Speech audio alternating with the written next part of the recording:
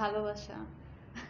কারণ আমি মনে করি যতটুকু ভালোবাসা আমি আসলে পেয়েছি, এতটুকু আসলে আমি পাওয়ার যোগ্য কিনা আমার নিজেকে প্রশ্ন করলে আমার মনে হয় না।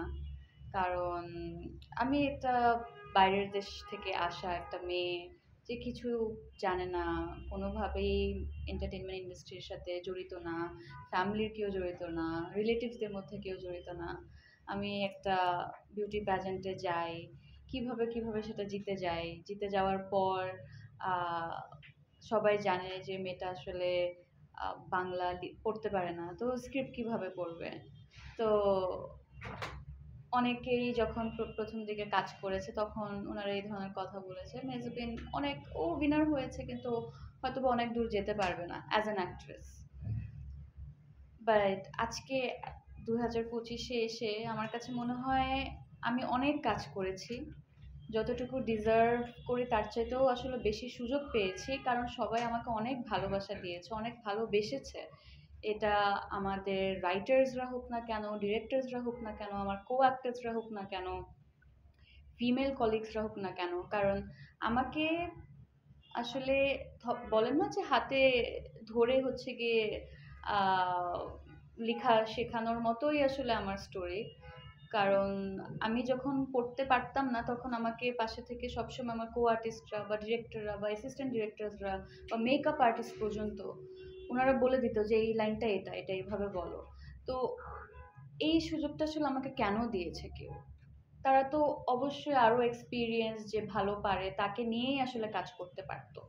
বাট না, ওরা কিছু হয়তো বা একটা দেখেছে, একটা মায়ার জায়গা থেকে, কিংবা ছোট বোন হিসাবে, কারণ আমি তো খুব অল্প বয়সে আসলে কাজ শুরু করি। অনেক সুযোগ পেয়েছি এবং ওই সুযোগ পেতে পেতে পেতে পেতে পেতে ওই এক্সপিরিয়েন্সটা আমি নিয়েছি, প্রত্যেকটা কো আর্টিস্টের কাছ থেকে আমি শিখেছি তারা কিভাবে এত ভালো অভিনয় করেন, ডিরেক্টররা কি ভেবে আসলে গল্প বানাচ্ছেন, রাইটাররা কি ভেবে আসলে গল্প লিখছেন আমাকে নিয়ে, আমাকে ভেবে আসলে কখনো কি গল্প হবে না? আহ, কেন আমি আসলে এই জায়গাটাতে যেতে পারছি না বা অর্জন করতে পারছি না? তো আমার মধ্যে একটু একটু করে আসলে ক্ষুধাটা জন্মায় যে কোনো একদিন হয়তো বা কোনো রাইটার ফোন করে বলবে, মেহজাবিন আমি একটা গল্প লিখেছি, এটা তোমাকে মাথায় রেখে তোমাকে ভেবে আসলে লেখা। তো ওই জায়গা থেকে এখান পর্যন্ত আসার যে জার্নিটুকু, এটা একেবারেই পসিবল হতো না যদি আমি এই সাপোর্টটুকু আসলে সবার কাছ থেকে না পেতাম। ইভেন জার্নালিস্ট ভাইয়ারা আপুরা, আপনারাও তো আসলে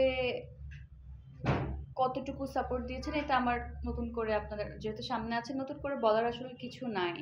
এই কাজ করছি কি করছি না, ভালো কাজ আসলে সেটা নিয়ে প্রশংসা করা, যখন একটা সময় অনেক কাজ করতাম তখন একটু বলা যে অনেক বেশি কাজ করছে অন্যরা সুযোগ পাচ্ছে না, এটা বলা। তো অনেকগুলো আসলে ফেজের মধ্যে দিয়ে আমি গিয়েছি।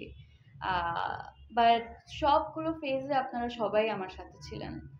আমার যখন প্রিয় মালতী রিলিজ হয় তখনও আপনারা সাথে ছিলেন।